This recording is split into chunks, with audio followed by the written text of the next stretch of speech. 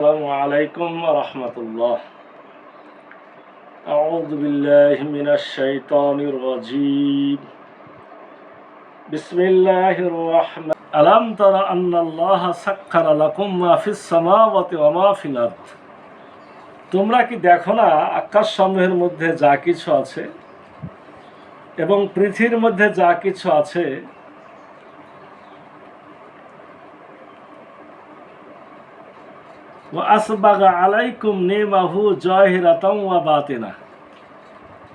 নিশ্চয় আল্লাহ তাআলা তার সব কিছু তোমাদের অনুগত করে দিয়েছেন এবং তার দৃশ্য এবং অদৃশ্য নিয়ামত সমূহ তোমাদের উপর পূর্ণ করে দিয়েছেন।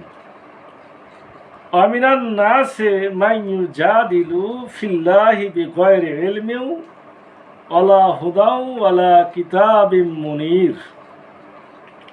এবং মানুষের মধ্যে এমন মানুষ আছে যারা জ্ঞান ছাড়া, পথ নির্দেশ ছাড়া, উজ্জ্বল কিতাব ছাড়াই আল্লাহ সম্পর্কে তর্ক করে। আমরা আজকে 20 থেকে 24 সূরা লোকমানের 20 থেকে 24 নম্বর আয়াত তেলাওয়াত করেছি, তার ভিত্তিতে আলোচনা করতে চাই। 20 নম্বর আয়াতে রব্বুল আলামিন যে কথাগুলো বললেন খুবই গুরুত্বপূর্ণ কথা। আসমান জমিন এবং এর মাঝে যা কিছু আছে সব কিছুকে রব্বুল আলামিন আমাদের অনুগত করে দিয়েছেন। মানুষ সৃষ্টির শ্রেষ্ঠ জীব, তাকে এত বেশি নিয়ামত দিয়েছেন যে গণনা করে শেষ করা যাবে না। আইন তাউদ্দু নি'মাতাল্লাহি লা তুহসুহা। তোমরা যদি আল্লাহর নিয়ামতকে গণনা করতে চাও, গণনা করে কখনো শেষ করতে পারবে না। আমরা লোকমান হাকিমের উপদেশগুলা 12 নম্বর আয়াত থেকে 19 নম্বর আয়াত, উপদেশগুলো শোনানোর পরে রব্বুল আলামিন মূলত এই আয়াতগুলোতে আমাদেরকে তার দিকে আহ্বান করছেন। আমাদেরকে রব্বুল আলামিন তার শ্রেষ্ঠত্ব, তার নিয়ামত, এই বিষয়গুলো দিয়ে জানিয়ে তার অস্তিত্বের প্রমাণ আমাদের সম্মুখে হাজির করছেন এবং তিনি মূলত বলতে চাচ্ছেন, তোমরা যা কিছু করো না কেন, যা কিছু বলো না কেন, আমাকে ছাড়া যা কিছুকে ডাকো না কেন, সকল কিছুর উপরে আমি হলাম সর্বশ্রেষ্ঠ। এই আয়াতে রব্বুল আলামিন আকাশের চন্দ্র, সূর্য, গ্রহ, নক্ষত্র, বাতাস, পৃথিবীর নদী, সমুদ্র, পশু পাখি সবই যে আল্লাহ তাআলা মানুষের সেবায় নিয়োজিত করেছেন সেটা অকপটে পরিষ্কারভাবে বলে দিলেন এবং আল্লাহর প্রকাশ্য এবং গোপন নিয়ামতগুলো পূর্ণ করে তিনি যে দিয়েছেন সেটাও জানিয়ে দিলেন। অর্থাৎ রব্বুল আলামিন আমাদেরকে প্রকাশ্য এবং গোপন সকল নিয়ামত দিয়েছেন। জোহাক বলেন জাহেরি নিয়ামত হচ্ছে সুন্দর দেহ, বাতিনি নিয়ামত হচ্ছে অঙ্গ প্রত্যঙ্গের শক্তি। মুকাতিল বলেন জাহেরি নিয়ামত হচ্ছে ইসলাম, বাতিনি নিয়ামত হচ্ছে ঈমান। রবি বলেন জাহেরি নিয়ামত হচ্ছে অঙ্গ প্রত্যঙ্গ, বাতিনি নিয়ামত হচ্ছে কালব। কারো মতে জাহেরি নিয়ামত হচ্ছে কোরআন, বাতিনি নিয়ামত হচ্ছে কোরআনের বুদ্ধশক্তি। আল্লাহ সম্পর্কে বিতর্ককারী বলতে নজর ইবনে হারেস, উবাই ইবনে খালফ, উমাইয়া ইবনে খালফ এ ধরনের কাফিরদেরকে এখানে বোঝানো হয়েছে, যারা আল্লাহর ব্যাপারে জ্ঞানহীনতার মতো জাহেলি আচরণের পরিচয় দিয়ে তারা তর্ক বিতর্ক করত। 21 নম্বর আয়াত আল্লাহ কি বললেন? ওয়াইজা কিলা লাহুমুত্তাবিউ মা আনজালাল্লাহ। যখন তাদেরকে বলা হয় আল্লাহ তাআলা যা অবতীর্ণ করেছেন তার অনুসরণ করো,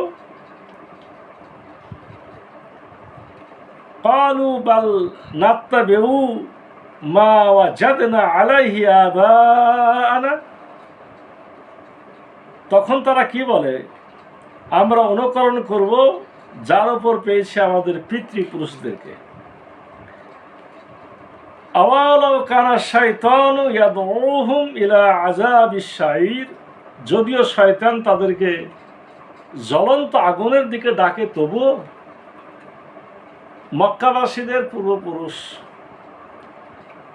মক্কাবাসীদের পূর্বপুরুষরা আল্লাহ রাসূল যখন এসেছেন সে সময়ের মানুষগুলা তাদের যারা পূর্বপুরুষ ছিল তারা লাত উজ্জা মানাতে পূজা করত, তারাও তাই করবে।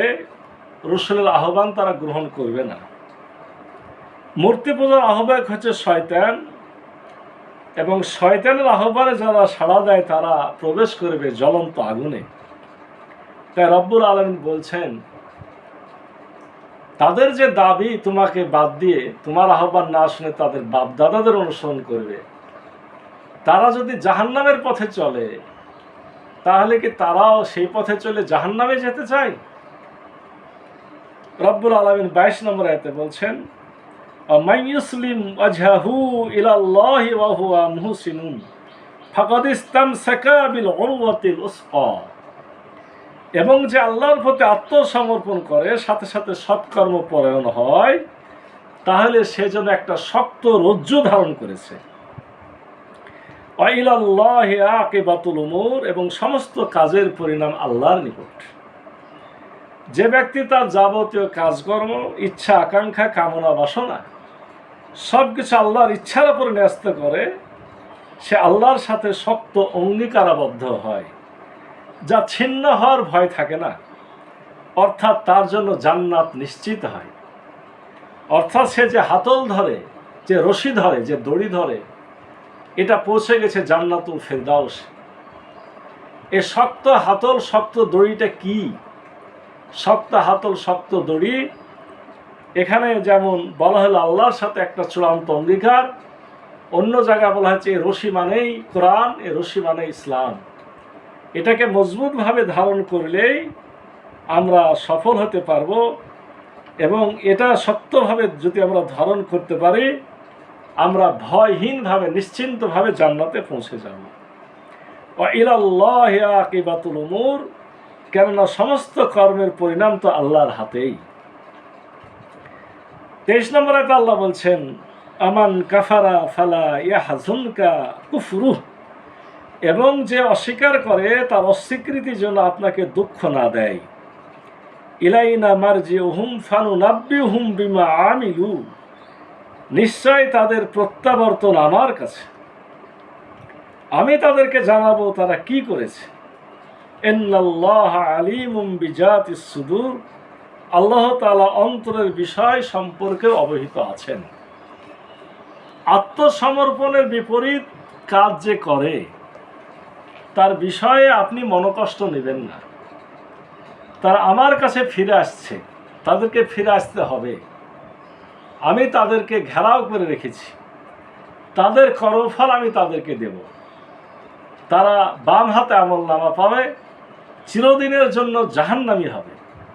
তখন তারা আফসোস করবে যে রসুলের কথা কেন শুনলাম না। অতএব হে রসুল, তাদের ব্যাপারে আপনি দুঃখ করবেন না। তাদের অন্তরে কি খবর আছে সেটাও আমি জানি, এবং অন্তরের হিসাব অনুযায়ী জাহান্নামের শাস্তি বৃদ্ধি পাবে। রব্বুল আলামিন যেমন বলেছেন, আল্লাতী তাত্তালিউ আলাল আফিদা নারুল্লাহিল মুকাদা, প্রজ্বলিত আগুন।